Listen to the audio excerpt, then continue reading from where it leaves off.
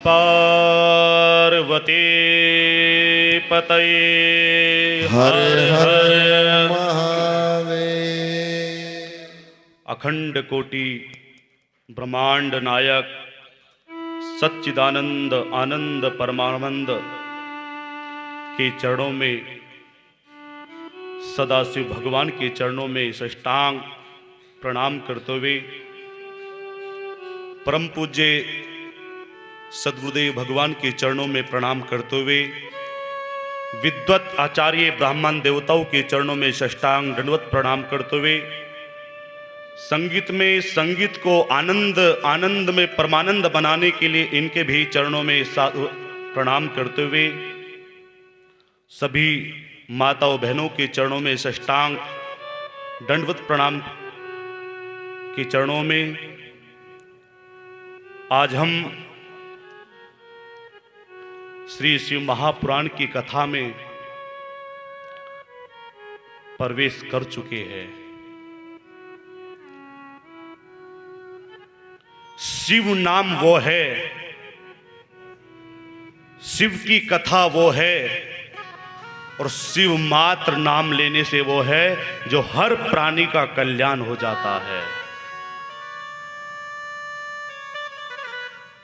शास्त्रों में वर्णित आता है 4 वेद, 6 शास्त्र, 18 पुराण। ये 18 पुराणों में से शिव महापुराण एक पुराण है जो सर्वश्रेष्ठ माना जाता है। आपने देखा होगा भागवत अनेक करते हैं लेकिन शिव महापुराण की कथा बहुत कम करते हैं। जैसे शिव के नाम मात्र एक सरल है लेकिन शिव की पद्धति को जानना एक कठिनता है, क्योंकि शिव का जो मूल अर्थ होता है वह कल्याण करने वाला होता है। क्या हमने जल चढ़ा दिया तो शिव प्रसन्न हो गए? नहीं। पहले शिव की महिमा को जानो और शिव की महिमा को जानने के लिए किसकी आवश्यकताएं होती है? संत महापुरुषों की आवश्यकताएं होती है। जैसे भगवान शंकर पे जल चढ़ाने से पहले किसके पहले चढ़ता है? नंदीश्वर भगवान पे। क्यों? जब तक नंदी जी से हम आज्ञा नहीं लेंगे, जब तक देवादिदेव महादेव हमारी पूजा को क्या नहीं करेंगे? स्वीकार नहीं करेंगे। उसी प्रकार शिव महापुराण की कथा का रसपान करने से पहले किससे आज्ञा लेनी पड़ती है? सद्गुरुदेव भगवान से आज्ञा लेनी पड़ती है। बोलिए श्री सद्गुरुदेव भगवान की जय। बड़ी श्रद्धा से अब श्री शिव महापुराण की कथा में डुबकी लगाएंगे। यह है शिव महापुराण,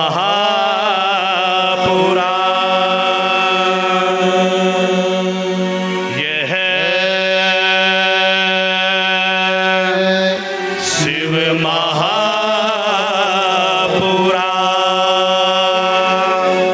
शिव महापुराण,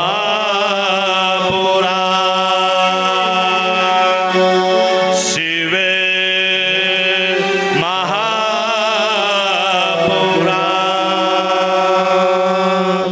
शिव महापुराण।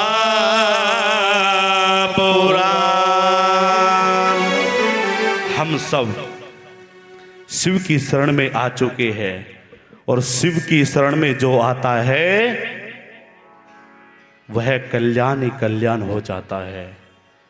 आपने कल की कथा में बिंदुक नाम का एक ऐसा ब्राह्मण था जो राक्षस प्रवृत्ति का था, चंचुला, जो वैश्यगामी होने के बाद और लास्ट में जब उसको आभास हुआ कि शिव क्या है, ऐसी देवराज ब्राह्मण अनेक अनेक पाप करने के बाद भी जब वो शिव की शरण में आया तो उसको पता लगा कि मात्र भगवान शिव की शरण में आकर के क्या क्या फल प्राप्त हो जाता है।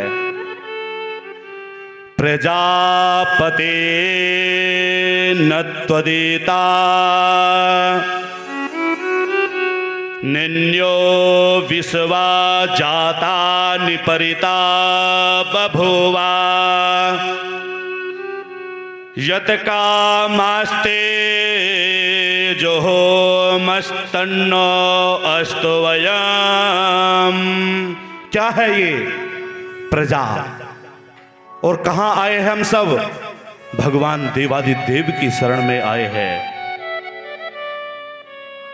जैसे देश के प्रधानमंत्री इस प्रजा को चला रहा है, उसी प्रकार संत महापुरुष किसको चला रहे? हम जैसे प्राणियों को चला रहे। किसको चला रहे? हम जैसे भक्तों को चला रहे। मेरी मैया ध्यान से सुनना। विद्यं सदगुरुं वंदनं पादुका पादुका स्मरणं मम कौरवान्तः। कौन कह रहा है? स्कंद महापुराण कह रहा है। कौन कह रहा है? स्कंद महापुराण। जब शंकर भगवान से मिलने के लिए जाया करते हैं तो किससे आज्ञा? गुरु की पादुका के शरण से आज्ञा लिया करते हैं। इसी प्रकार जब ऐसे ऐसे बड़े अत्याचारी, दुराचारी, पापचारी भगवान की शरण में आकर के पार उतर चुके हैं, तो हम तो धर्म कार्य के प्रति धर्म कार्य करें तो हम क्यों नहीं उतर सकते हैं? कृतार्थ हो सकते हैं। श्री सूत जी महाराज जी 88,000 ऋषियों को सुना रहे। कौन सुना रहे? सूत जी ऋषि सुना रहे। मैया ध्यान से सुनना। कहां सुना रहे? नैमिषारण्य तीर्थ में सुना रहे। कहां सुना रहे? नैमिषारण्य तीर्थ में। देखो, कथा का जब भी आनंद आता है जब शब्द हमारे कहां पे? कानों में पड़ जाते, अपितु कानों में नहीं, अंतर आत्मा में पड़ जाते हैं। जब भी उस कथा का सुनने का आनंद और परमानंद आया करता है। कथा कितनी चल रही? 2 चल रही।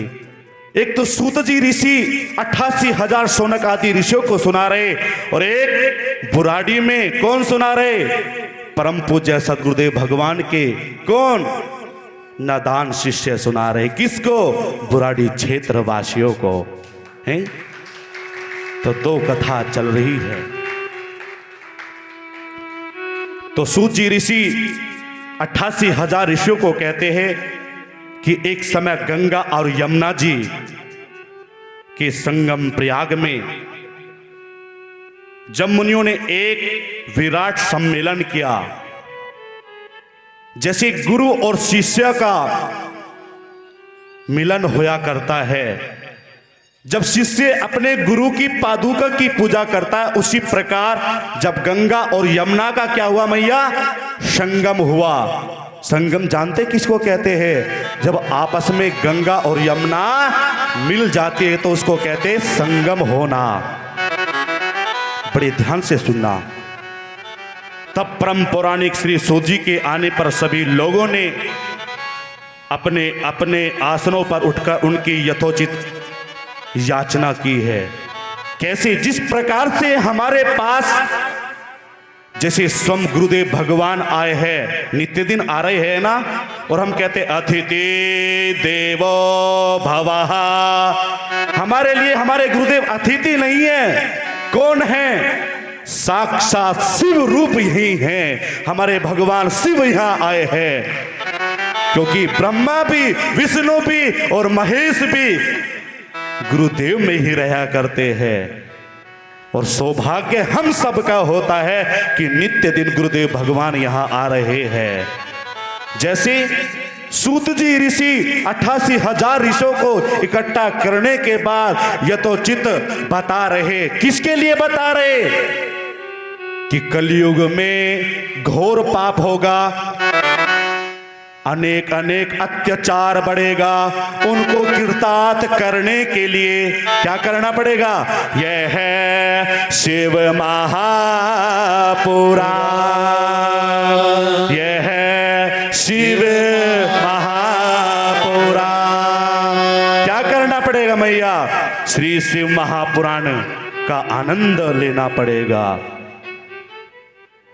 तो जैसे शिष्य और गुरु की परंपरा चला करते हैं, उसी प्रकार सूत जी ऋषि 88,000 ऋषियों को बता रहे हैं कि कलयुग में सभी प्राणी पाप ताप से पीड़ित होकर के सत्कर्मों में रहित निंदक, चोर, स्त्री, पराय स्त्री, दूसरों की हत्या करने लग जाएंगे मैया। आत्मज्ञान वैराग्य से निषिद्ध होकर के भटकना प्रारंभ हो जाएगा। ब्राह्मण लोग वेद बेच करके जीविका वाले धन से इच्छुक मत से मोहित आदि हो जाएंगे। ऐसा घोर कलयुग आने वाला है। हम नहीं कहते, श्री शिव महापुराण की कथा कहती है। दयाहीन और व्रत को करने वाले, क्रूर दृष्टि को बढ़ाने वाले ऐसे ऐसे जीव उत्पन्न हो जाएंगे। मात्र एक ही शरण है इनको कल्याण और कृतार्थ करने वाला। वो क्या है? आवाज नहीं आ रही। श्री शिव महापुराण की कथा बोली। हरे हरे महादेव। इस प्रकार वैश्य ने संस्कारहीन होकर के अपने धर्म, गुरु, देवता और ब्राह्मणों से रहित कामी, मलिन, महोच्छत्र आदि लगा करके ब्राह्मणों का आचार करने वाले नकली तपस्वी विद्यमान होती चली जाएगी। देखा है ना आपने कि कलयुग केवल नाम आधार है। क्या है कलयुग? केवल एक नाम आधार है। कल गुरुदेव भी बता रहे थे ना, ऐसे ऐसे कलयुग में उत्पन्न हो गए जो आपने कभी देखा भी नहीं होगा। हैं? इस भेष में आकर के राक्षस प्रवृत्ति के जो कभी जानता भी नहीं, वेदों का ज्ञान नहीं, वेदों का स्मरण नहीं किया, गुरुकुलों में अध्ययन नहीं किया, ऐसे ऐसे ज्ञानी हो जाएंगे। ये क्या है? किसकी महिमा है? कलयुग की महिमा। किसकी? घोर कलयुग की महिमा है। इस प्रकार से ब्राह्मणों का निंदक करने वाला, धर्म को नाशक करने वाला दुष्कर्मी हो जाएंगे ये सब। इस प्रकार स्त्रियों में भी धर्म का नाश हो जाएगा। देखा होगा आपने, अत्याचार बहुत हो रहा है। क्या कारण है ये? क्योंकि हर व्यक्ति भक्ति को भूलता जा रहा है। जिस ईश्वर ने हमें इस संसार रूप में भेजा है, किसके कारण? माया विद्यम माया स्मरणम माया कृतात दासी। ये क्या है? ये माया हमें फंसा रही है। माया कौन? ये हमें दासी बना करके इल्झा रही है। इसको पार करने के लिए किसकी आवश्यकता है? यह है शिव महापुराण, यह है शिव महापुराण।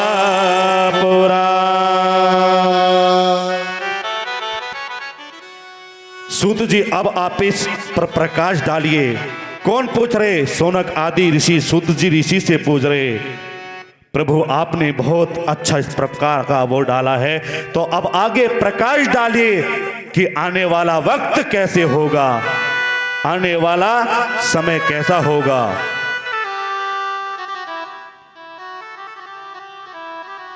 हे मुनीश्वर, यह आपके मन में किस प्रकार का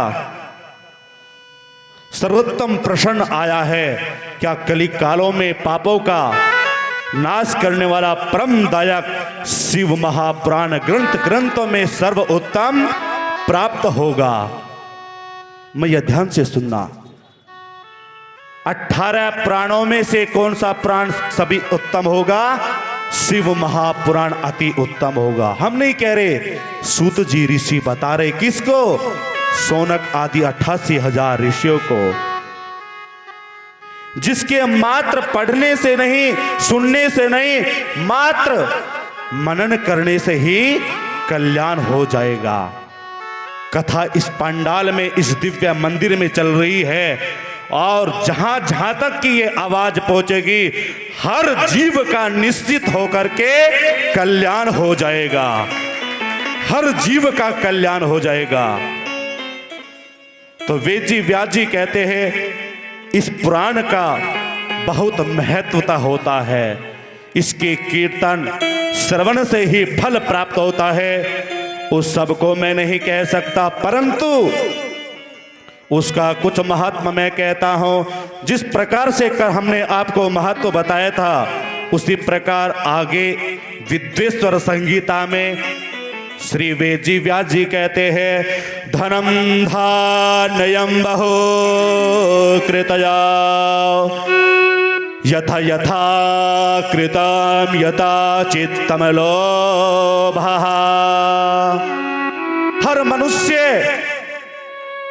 अहम प्रकट करने लग जाएगा, लोभ लालच करने लग जाएगा, घमंड करने लग जाएगा और विपरीत दिशा चलना प्रारंभ हो जाएगा। कौन कहते? वेद जी व्यास जी कहते हैं, हम सबको सुना रहे हैं। तो हम सबको क्या क्या त्यागना चाहिए? लोभ को भी, लालच को भी, अहम को भी, जो हमने अपने आप में जो पाप किया उस सबको त्याग देना चाहिए। व्यास जी ने यदि शिव पुराण का एक आधा श्लोक भी कोई पढ़ेगा तो पाप से शिव प्राण से शिवलोक को प्राप्त हो जाएगा। हर जीव, हर प्राणी, हर मनुष्य चाहता है कि अपने जीवन में सुखी सुख प्राप्त हो।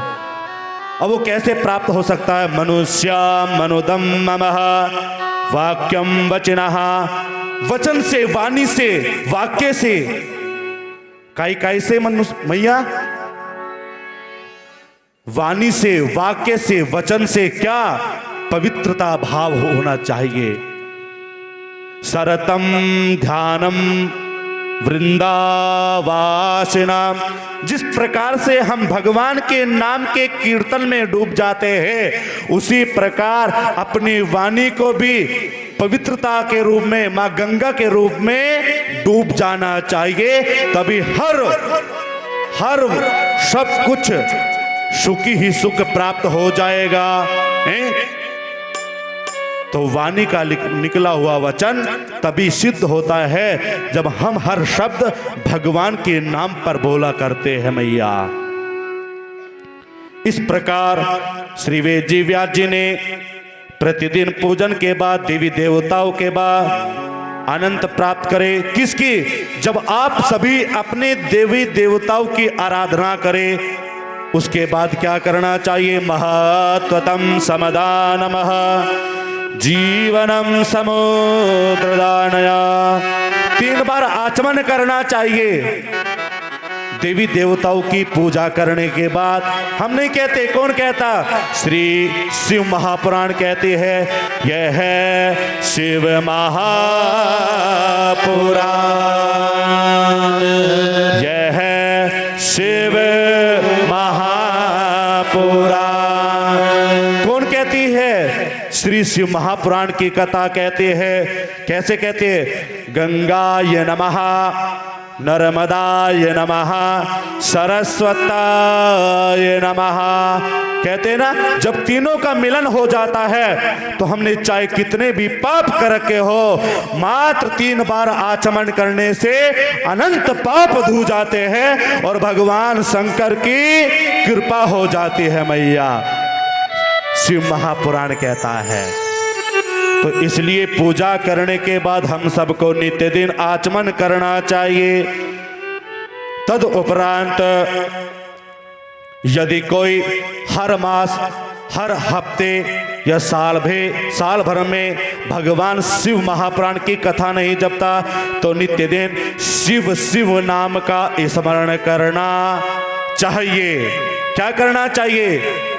ओम नमः शिवाय, ओम नमः शिवाय, ओम नमः शिवाय। इस मंत्र का स्मरण करना चाहिए जीतते देर, क्योंकि शिव का क्या अर्थ है? कल्याण करने वाला। क्या है? शिव माने शिव रूप को दर्शन कराने वाला, वो है शिव, और शिवांश है जहां शक्ति भी आया करती है। इसलिए हम कथा का स्मरण भी नहीं कर सकते या उनका स्मरण नहीं कर सकते, तो इस मंत्र का नित्य दिन जाप करना चाहिए। वह अद्भुत उसका फल हम सबको प्राप्त होया करता है भैया। शिवालय में या बिल्व इत्यादि के जो पाप इत्यादि करा करता है, तो मात्र हमेशा शिवालय में जाकर के एक बिल्व पत्र लेकर के जाना चाहिए। क्यों? यदयानम संगनम प्रजानम बसबहो। जब भगवान शंकर पे जल चढ़ाया करते हैं ना, तो कौन खड़े रहते हैं वहां? अष्ट भैरव देव। हम नहीं कहते, शिव महापुराण कहती है। कौन खड़े रहते हैं? अष्ट भैरव देव खड़े रहते हैं। और उनके पास हम सबको किसकी आवश्यकता है? लक्ष्मी कृपा। तो वहां कौन रहता है? कुबेर भगवान भी रहा करते अष्ट भैरव के बराबर में। कौन रहते हैं? आपने देखा होगा ना, दीपावली में सब पूजा करते हैं। किस किस की करा करते हैं? कुबेर भगवान की, उसके बाद लक्ष्मी की भी पूजा करा करते हैं। और यहाँ एक लक्ष्मी नहीं, अनंत लक्ष्मी विराजमान हैं। यहाँ अनंत लक्ष्मी विराजमान हैं। और वास्तव में जो लक्ष्मी के दर्शन कर लेता है, क्या कही? या देवी सर्वभूतेषु मात्र रूपेण संस्थिता। इतनी सारी माताएं जो बैठी है, वो किसका स्वरूप है? लक्ष्मी का स्वरूप है। और जो नित्य दिन उठ करके सभी अपने अपने क्या, जो पति अपने नित्य दिन पत्नी का आदर सादर करता है, या पत्नी अपने पति का आदर सादर करा करती है, तो किसकी कृपा होती है? कुबेर भगवान की कृपा होया करती है। हम नहीं कहते यह है शिव महापुराण। कौन कहती है? शिव महापुराण कहती है। तो इसलिए नित्य दिन अपने पति को पत्नी के दर्शन करना चाहिए, और पत्नी को पति के दर्शन करना चाहिए। क्यों? क्या शक्ति को अकेले पूजोगे क्या? फिर हमारे भोले बाबा बैठे रह जाएंगे, हैं? तो इसलिए कभी भी भोले को अकेला नहीं छोड़ना चाहिए। ऐसे ही पति को कभी अकेला नहीं छोड़ना चाहिए मैया। इस प्रकार से जो बार बार पाठ करता है, उसके सभी मनोरथ सिद्ध हो जाते हैं मैया। और जो कोई चतुर्थ के निहार रहेगा, बिल्व के वृक्ष की जड़ में बैठ करके इसका पाठ करे, तो शिव पूजन का तुल्य फल प्राप्त होया करता है मैया। एक बात बताइए हमें, आप नित्य दिन भगवान शंकर की आराधना करते हैं और कहीं शिव भगवान का मंदिर ना मिले तो फिर क्या करोगे आप, हैं? और भगवान शिव की भी पूजा अनिवार्य है। क्या करोगे? जो भगवान शिव का मंदिर नहीं मिला तो कैसे करोगे? बिल्वम पत्रम पुष्पम, हैं? हर जगह वृक्ष बेल पत्र का पौधा अवश्य रहा करता है। और शिव पुराण कहते हैं, जो आप शिवालय में नहीं जाते तो मात्र बिल्व पत्र के पौधे की जड़ के नीचे मेरे नाम के स्मरण करते हुए एक घी का दीपक जलाए, एक जल का लोटा चढ़ाए, और जो आपके तांबूलम पत्र में जो इच्छा है जो चढ़ाओगे तो भगवान शिव की ही पूजा प्राप्त हो जाएगी, भगवान शिव की प्राप्त हो जाएगी। हम नहीं कहते यह है शिव महापुराण, यह है शिव महापुराण, शिव महापुराण, शिव महापुराण। शिव की कथा कहती है तो इसलिए आप नित्य दिन कभी ना भूले। कहते अन्नपूर्णे सदा पूर्णे शंकर प्राण बल्लभे ज्ञान वैराग्य सिद्धर्था भिक्षांदी च पार्वती माता च पार्वती देवी पिता देव महेश्वरा। भगवान शिव कौन है? हमारे सबके पिता है। मैया ध्यान से सुनना। बोल गौरी शंकर भगवान के। देखो जिसकी हम नित्य दिन आराधना कर रहे हैं, नित्य दिन कथा का रसपान कर रहे हैं, उनको देखो कितनी हमारी चिंता है। क्या कही? अन्नपूर्णे सदा पूर्णे। किसके पास गए भगवान सदा शिव? माँ पार्वती के पास गए। क्या करने के लिए? भिक्षा मांगने के लिए। क्या अपने लिए या हम सब के लिए गए? सभी बताइए माँ। हम सभी संसार के सुखों के लिए गए हैं। किसके लिए? संसार की समस्त सुखपंथी के लिए गए हैं। भिक्षाम देहि च पार्वती। हे देवी, मैं आपके पास भिक्षा के लिए आया हूं, मुझे भिक्षा चाहिए। एक व्यक्ति अपने परिवार के लिए, अपने कुटुंब के लिए प्रार्थना करता है, लेकिन एक संत, एक योगी, एक गुरु इस समस्त के लिए प्रार्थना करा करता है। एक योगी, एक महापुरुष सबके कल्याण के लिए प्रार्थना करता है। लेकिन हम सबको क्या करना चाहिए? सबका भला करो भगवान, सब पर कृपा करो भगवान, सबको दो सुमति का दान, सबका सब विधि हो कल्याण।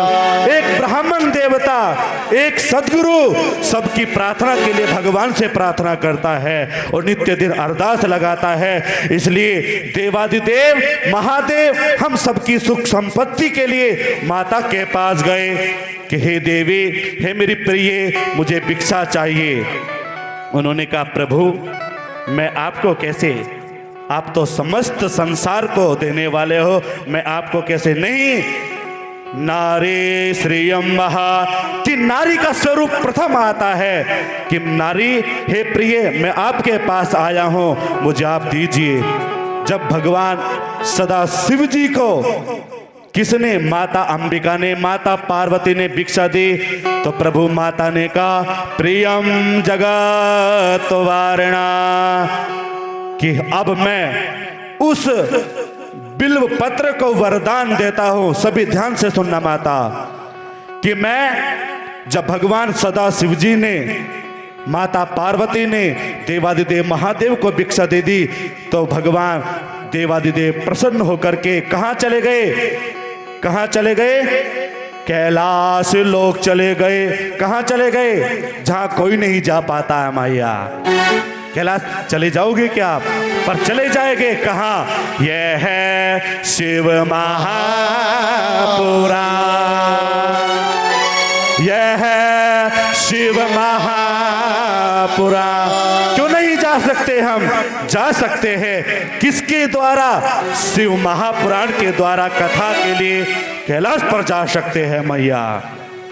तो भगवान जब सदाशिव प्रसन्न होकर के अपने कैलाश पर्वत पर चले गए, उन्होंने कहा तथा अस्तु, आज से मैं बिल्व पत्र को वरदान देता हूं कि आज से जो हर भक्त, हर शिव भक्त मेरी जड़ के वृक्ष के नीचे क्या क्या, जो चावल चढ़ाएगा, नैवेद्य चढ़ाएगा, दीपक जलाएगा, जल चढ़ाएगा, उसके यहाँ धन की, अन्नपूर्णेश्वरी की और प्रकाश की, ऊर्जावान की सदैव सदैव के लिए फल की प्राप्ति हो जाएगी। बोल गौरी शंकर भगवान की जय। इस प्रकार से जो भक्त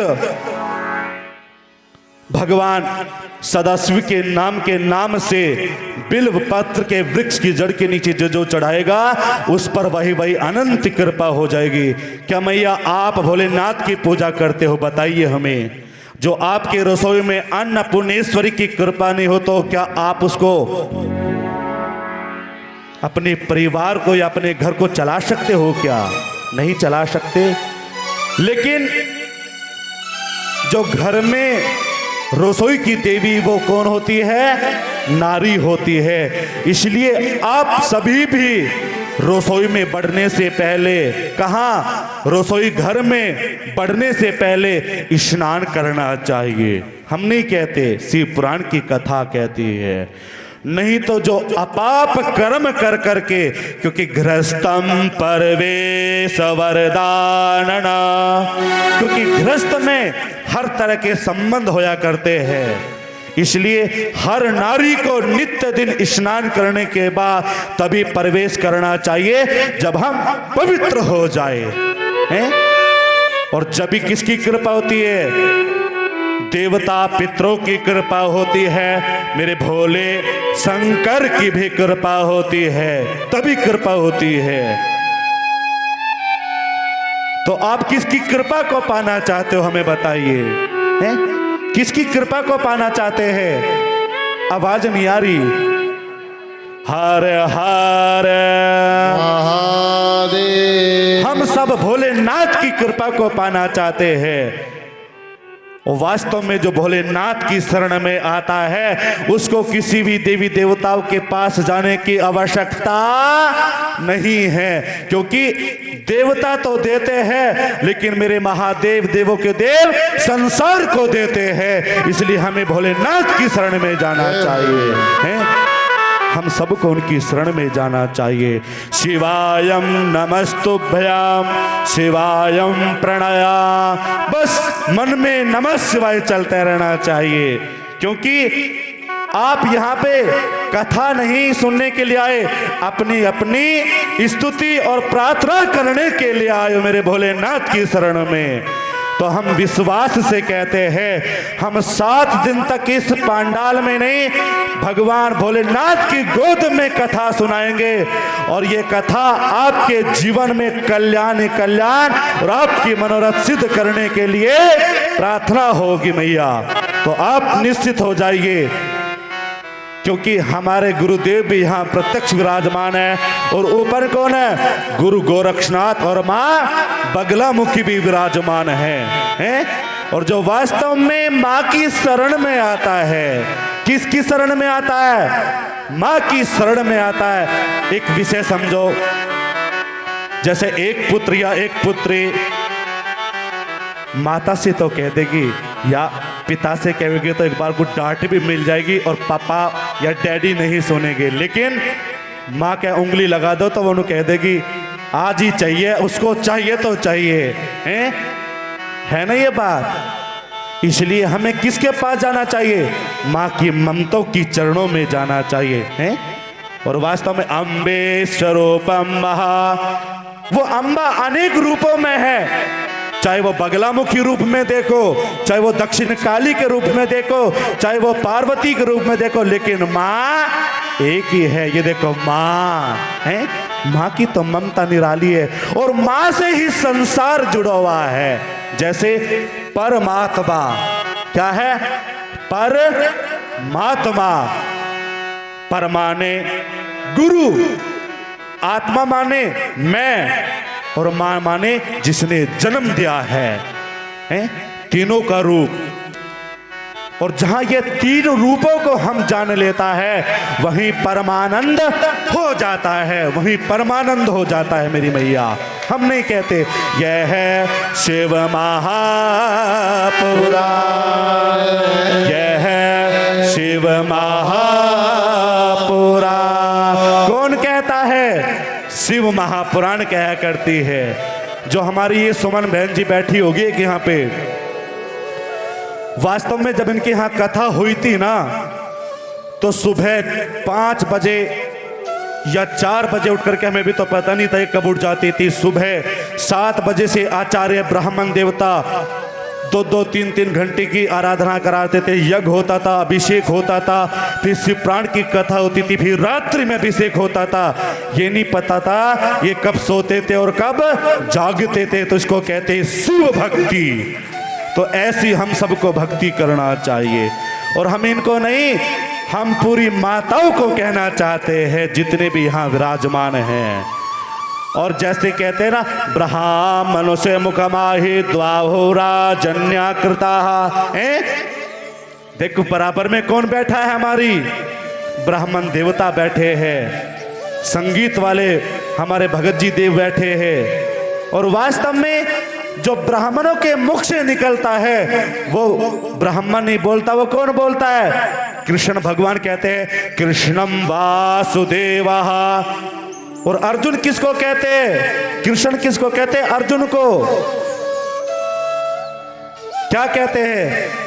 जो ब्राह्मणों का आदर सादर करता है, संत साधुओं का आदर सादर करता है तो मेरा सादर करता है। और जो साधुओं का ब्राह्मणों का आदर नहीं करता तो वो किसका? कृष्ण का भी आदर नहीं करता। कौन कहती है? श्रीमद् भागवत पुराण कहती है। कहती है नहीं कहती है? बात वही होगी जो शास्त्रों में लिखित है, संबोधन वही होगा जो हमने अध्ययन किया है और गुरुदेव भगवान की पादुका की पूजा से हमने भक्ति को जो पाया है? तो इसलिए आप सभी भी किसका आदर करें? जितना हो सके ब्राह्मण देवताओं की चरणों की पूजा अवश्य करना चाहिए। और आज हम आजकल देख रहे हैं वास्तव में बहुत से विवाह कराने के लिए जाते हैं, बहुत से अनुष्ठान पूजा पाठ कराने के लिए जाते हैं और वहाँ पे ब्राह्मण देवता पहुँच जाते हैं, लेकिन कुर्सी नहीं छोड़ते ब्राह्मणों के लिए। ब्राह्मणों के लिए साष्टांग प्रणाम भी नहीं हो पाता। ये चल रहा है आजकल, हम व्यासपीठ से कह रहे हैं, क्योंकि हम अपनी आंख और अपनी दृष्टि से देखते हैं। और हमारा एक ही दृढ़ संकल्प है, जहाँ हम जिस क्षेत्र में जाएंगे अपने ब्राह्मणों का, अपने विद्वानों का और अपने राष्ट्र धर्म के लिए बोलते रहेंगे। क्योंकि आपको दशा और दिशा दिखाने वाले कौन है? बताओ कौन है? आप एक बात बताइए, जब संसार के समस्त सुखों से हार जाते हैं, अदुख की दुख हमें घेर लेते हैं, क्या डॉक्टर काम आते क्या आपके? बताओ आते हैं क्या डॉक्टर काम है? फिर सोचते हैं यार भगवान की शरण में जाना चाहिए। क्या भगवान एकदम आपकी सुन लेंगे क्या जा करके? नहीं। सानिध्य किसका होगा? ब्राह्मणों से मुखमाहि द्वाहुराजन्यकृता। जो ब्राह्मणों के मुख से निकलता है वही सिद्ध होता है, और जहां सिद्ध होता है महायोगी हो जाता है, जो सदा शिव भगवान है। जो भगवान सदा शिव है वो ब्राह्मणों के मुखार भगवान के मंत्र द्वारा होते हैं। तो इसलिए आप सभी भी ब्राह्मणों का आदर सादर का आदर करें। तो श्री व्यास जी ने कहा, हे ब्रह्मा जी, श्रवण मनन क्या है? श्रवण और मनन क्या है? श्रवण किसको कहते हैं? मनन किसको कहते हैं? हम सब क्या कर रहे हैं? यह है शिव महापुराण, यह है शिव महापुराण। और किसकी शरण में बैठ करके कर रहे हैं? भैया बोलो ना, किसकी शरण में कर रहे हैं? कौन है आपके यहाँ? भगवान की शरण में बैठ करके कर रहे हैं। तो क्या कर रहे? श्रवण कर रहे हैं। सब श्रवण ही तो कर रहे हैं ना। वेद व्यास जी कहते हैं हम क्या करें? श्रवण और मनन किसको कहते हैं? व्यास आचार्य जी आपको कथा का रसपान कर रहे हैं और आप सभी श्रवण कर रहे हैं। तो ब्रह्मा जी कहते हैं श्रवण मनन क्या है? भगवान शंकर की भक्ति का स्मरण करने को श्रवण कहते हैं, और मनन अपनी आत्मा को जानना, अपने कार्य को जानना, अपने इस समाज अपने सुखों को जानना, उसको क्या कहते हैं? मनन कहते हैं। कि जब मन से कहते हैं ना, श्री मन नारायण, क्या कहते हैं, क्या कहते हैं, श्रीमन नारायण। कौन है मनन, क्या है मन, कौन है नारायण है, कौन है नारायण मन है। और मन को ही मनन कहते हैं, जो मन के द्वारा अपनी वृत्ति को परिवर्तन कर करके अपने गौरी शंकर भगवान के चरणों में समर्पण कर देते हैं, उसको कहते हैं मनन। बोल गौरी शंकर भगवान की जय हो। ब्रह्मा जी ने ऐसा कहकर ईश्वर के रूप नाम और उनके विलासों में अपनी पूजा जब से रुचि बढ़ाना तथा निरंतर युक्तों सहित मन को सन्मुख रखना, उसी का नाम मनन है। आप ये देखो, हम सब नित्य दिन यहाँ भगवान शिव की कथा में नित्य दिन स्मरण कर रहे हैं, मनन कर रहे हैं, स्मरण कर रहे हैं, और मन और कहीं हो तो उसका कोई भी लाभ नहीं है। और वास्तव में जो अपने मन को कंट्रोल कर लेता है, मन को कहता अरे आपको कहीं नहीं जाना, जाना है किसको जाना है, अपनी वाणी को जाना। और कहां जाना है, भगवान शिव की शरण में जाना है। देखना अनंत कृपा कैसे कृपा होती है। बोल गौरी शंकर भगवान के। जब सत्संग में बैठ करके भगवान श्री महादेव जी की कृपा से श्रवण और कीर्तन करने वाले उसका मनन करे तो सर्वोत्तम मनन होता है, जिसमें आत्मा पवित्र हो जाती है। और जिसकी आत्मा पवित्र हो जाती है उसका संसार ही संसार पवित्र हो जाता है, संसार पवित्र हो जाती है। भोसी मैया क्या करती है, बराबर में बैठी होगी, यार महाराज जी को बहुत देर होगी बकते बकते, लेकिन कब उठाएंगे, कब भोले बाबा के चरणों में हमें झुकाएंगे, ना ना, यह सोच रही कोई सी मैया है। इसलिए कहा है कि अपनी अंतर आत्मा को पवित्र करे, और जिसकी आत्मा पवित्र हो जाती है उसके संसार सुख पवित्र हो जाते हैं, और भटकने की कहीं भी आवश्यकता ही नहीं है, कहीं भी आवश्यकता नहीं है वास्तव में। और हम विश्वास से कहते हैं, हम ऐसे गुरु के चेले हैं जो अपने हठ योग में आ गए तो क्षमता रखते उस ईश्वर के नाम की ताकत को जगाना, इतनी क्षमता। क्योंकि हमारे गुरु बलवान है तो उनका शिष्य कौन है, पहलवान तो होगा। और हमें गर्व है अपने गुरु भगवान पर। भगत जी हमारे गुरुदेव भगवान जब तपस्या करा करते थे, ध्यान से सुनना मैया, 1 वर्ष हो गई, 2 वर्ष हो गई, 3 वर्ष हो गई, 5 वर्ष हो गई, हमें लगा हमारे गुरुदेव तो अनंत तप कर रहे हैं। हमारे गुरुदेव जब खड़ी तपस्या करते तब गुरुदेव भगवान के या मोटे मोटे पैर हो जाते थे, या मोटे मोटे पैर। हम समझते थे यार गुरुदेव क्या तपस्या कर रहे हैं, क्योंकि बालक थे, छोटे थे। लेकिन इनके शिष्य जो हमारे बड़े थे, गुरु भाई या और भी शिष्य थे, गुरुदेव बस इतना तप बहुत है। गुरुदेव एक ही शब्द कहते थे, शरीर छोड़ दूंगा लेकिन तप नहीं छोड़ूंगा, शरीर छोड़ दूंगा लेकिन तप नहीं छोड़ूंगा। इसलिए ऐसे हर भक्त को अपने आप को त्याग देना, लेकिन भगवान के नाम को कभी त्यागना मत, क्योंकि वही पार निकालता है। और हम सबका तो धन्य है। इसी प्रकार सूत जी ऋषि, शौनक आदि ऋषियों को, हे मुनीश्वरों, मैं साधनों संबंधी एक प्राचीन इतिहास आप लोगों से सुनाता हूँ।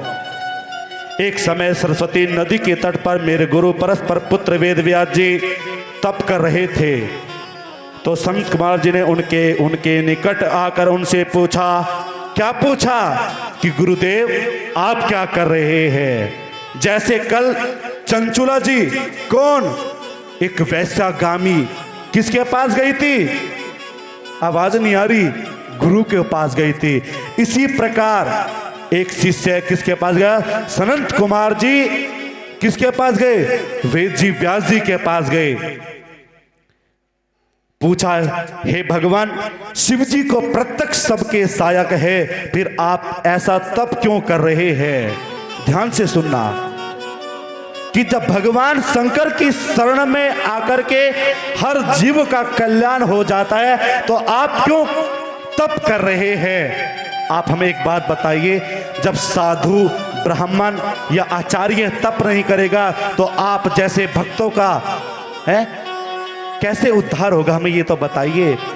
हमने बताया है, जब संसार हार जाता है, जब डॉक्टर हार जाते हैं, जब वैज्ञानिक हार जाता है, तो साधु समाज ही हमारे सबके लिए काम आते हैं। उस तप को लेकर के साधु संत समाज काम आता है। तो इसलिए हम सबको गुरु की आवश्यकता है।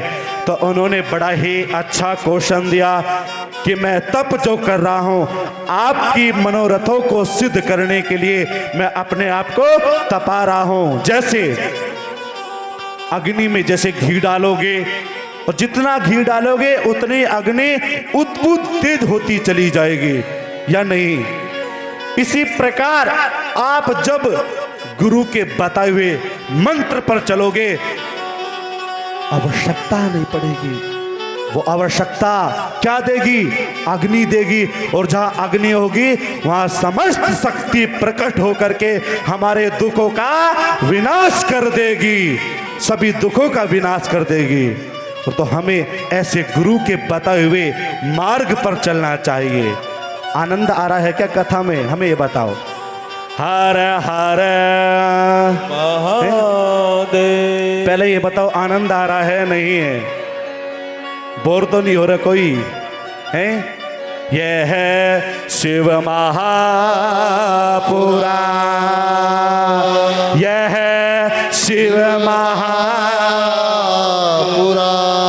शिव महापुराण।